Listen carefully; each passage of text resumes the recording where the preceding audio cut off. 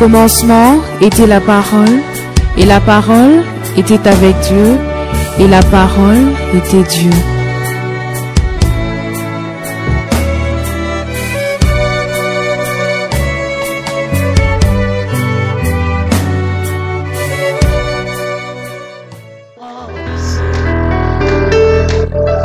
Je ne suis qu'un fils, et lui est mon papa. Papa, papa, l'Éternel est mon papa. Moi je ne suis qu'un fils, mais il est le papa. Regarde bien, j'ai le trait du roi. L'Éternel est bon, l'Éternel est bon, l'Éternel est bon, il est bon pour moi. Oh oui, l'Éternel est bon, l'Éternel est bon, l'Éternel est bon. Il est bon.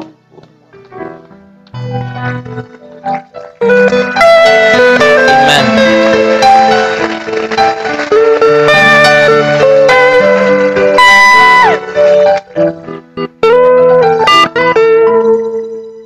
L'Éternel est bon. Jean chapitre 10,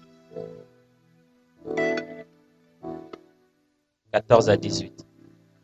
Jean chapitre 10, versets 14 à 18.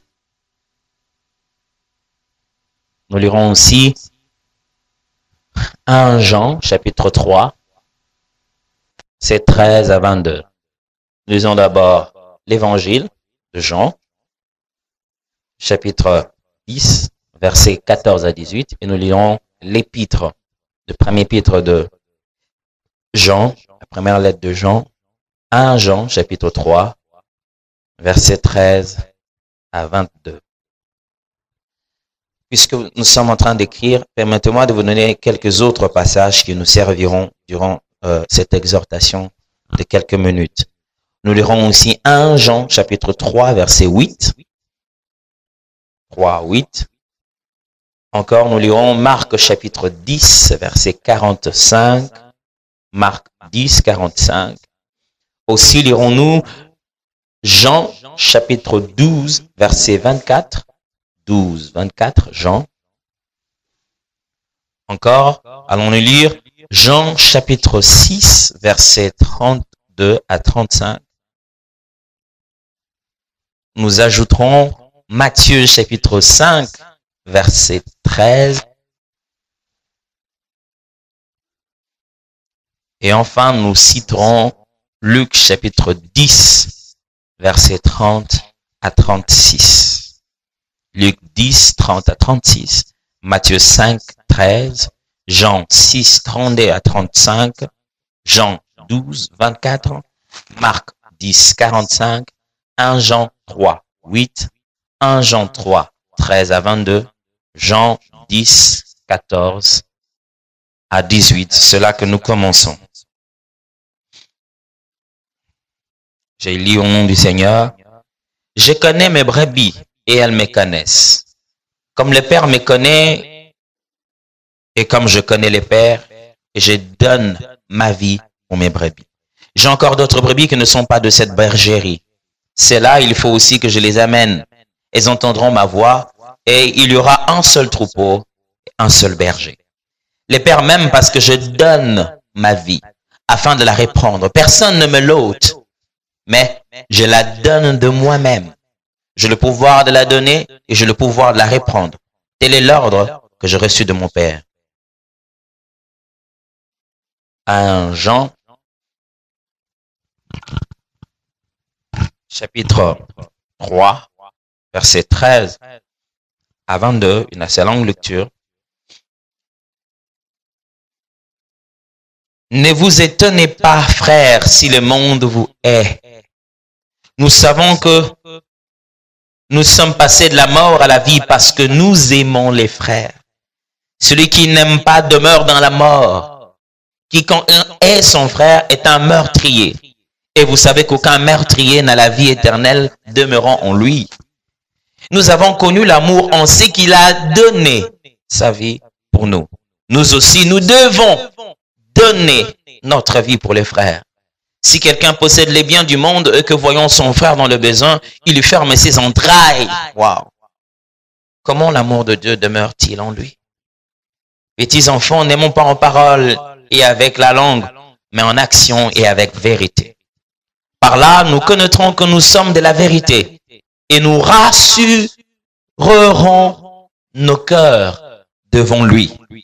Car si notre cœur nous condamne, Dieu est plus grand que notre cœur et il connaît toutes choses. Bien-aimés, si notre cœur ne nous condamne pas, nous avons de l'assurance devant lui. Quoi que ce soit que nous demandions, nous le recevons de lui parce que nous gardons ce commandement et que nous faisons ce qui lui est agréable.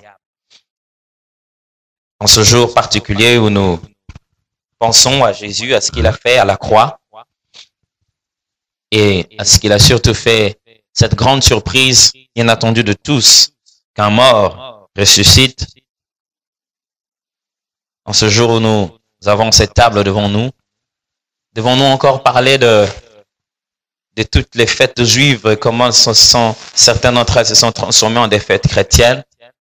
Devons-nous encore redonner le séminaire sur les fêtes? Si on commence, la pluie risque de venir. Voici le thème. Donner sa vie. Donner à l'infinitif sa vie. Donner sa vie. Jésus est la seule personne qui a le droit de parler le jour même on pense à sa mort, parce qu'on pense aussi à sa résurrection. Les restes de morts, quand on commémore le jour de leur mort, ils n'ont rien à dire. Jésus est le seul qui était mort, et puis ressuscité, et puis il a un mot à dire le jour où on pense à sa mort, parce qu'il est passé par la résurrection et qu'il vit encore.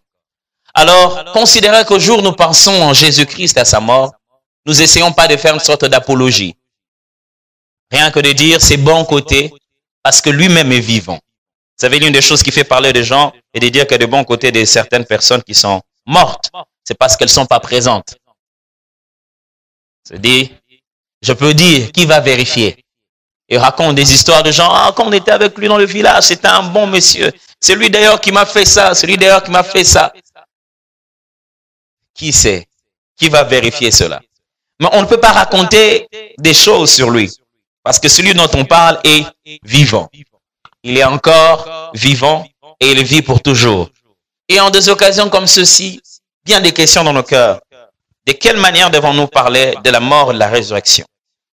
Mais je crois que si nous avons l'opportunité de donner à des morts des micros, de parler et de nous faire un résumé de la vie et de nous dire tout ce qu'a été leur vie, je crois que ce serait le meilleur discours de la terre.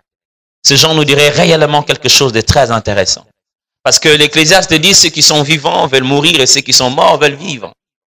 Il est sûr que chacun dans sa condition a bien des leçons à apprendre à l'autre. Le mort nous dira certainement l'importance de la vie et les vivants nous dira comment arrêter la vie pour aller mourir. Mais imaginez Christ lui-même ici. Dis-nous en quelques mots, Jésus, c'est quoi? Pourquoi tu es mort? En fait, pourquoi tu es ressuscité? Je crois qu'il dirait ceci. Donner sa vie. Donner sa vie, c'est ce que Jésus a fait. Voilà le résultat d'une vie donnée. Mais surtout ce que Jésus dira, il dira, vous aussi, donnez votre vie. Voici la base de ce message. C'est que donner sa vie, c'est le seul moyen efficace pour multiplier sa race. C'est sur ça que je veux vous prendre quelques minutes et cesser de vous déranger. Donner sa vie.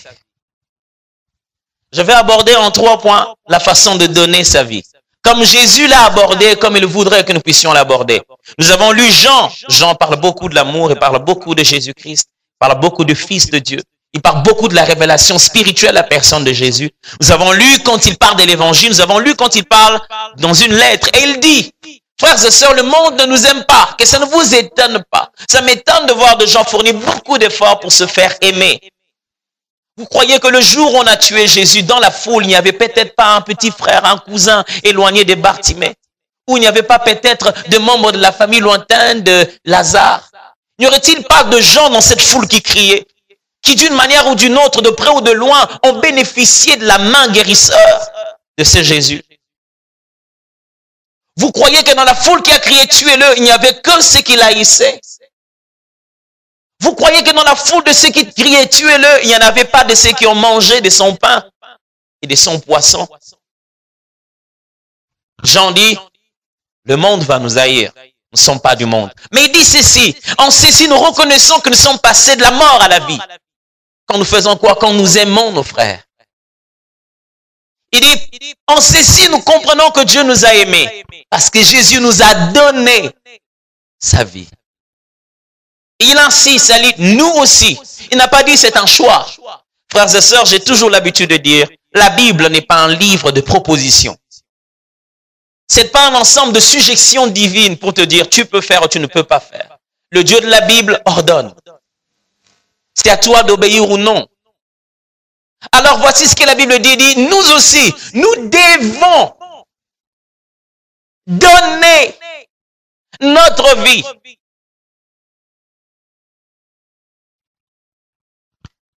Premièrement, donner sa vie veut dire quoi selon Christ? Ça veut dire aller vers le besoin. Aller vers le besoin.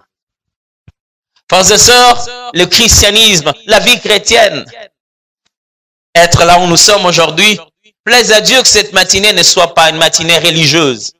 Parce que généralement, c'est en des jours comme ceux-ci que nos églises sont remplies. Parce que des gens veulent commémorer quelque chose. Revenir dans un souvenir. Vous savez, dans la Bible, quand on dit, vous ferez ceci en mémoire de moi. L'Hébreu dit là-bas, vous ferez ceci pour ramener à l'action. Authentifier ce que j'ai fait, que je peux encore le faire. Quand les Hébreux se souviennent, ils ne repassent pas dans leur tête des événements passés, mais ils actualisent une histoire qui était, qui est et qui demeure. Et dans ce matin comme celui-ci, nous devons comprendre qu'est-ce que c'est que la vie chrétienne. La vie chrétienne, la chrétienté, la religion chrétienne, je vous permets le terme, c'est une vie d'action. Dieu a vu que les hommes étaient dans les problèmes et Dieu a agi. Il a agi en donnant son Fils unique. Dieu n'a pas dit aux gens, venez à tel endroit et moi je vais vous trouver une solution. Il n'a pas dit aux gens, essayez de m'atteindre. Il a dit, moi je vais les atteindre.